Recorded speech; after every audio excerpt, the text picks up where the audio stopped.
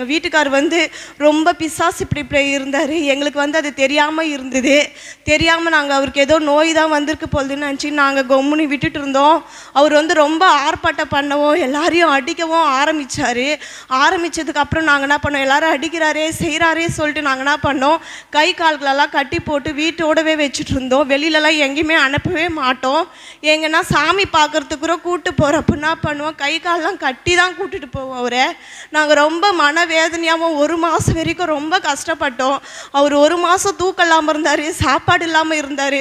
நாங்கள் அதை நினச்சி ரொம்ப கண்ணீரோடவும் இருப்போம் டெய்லியுமே.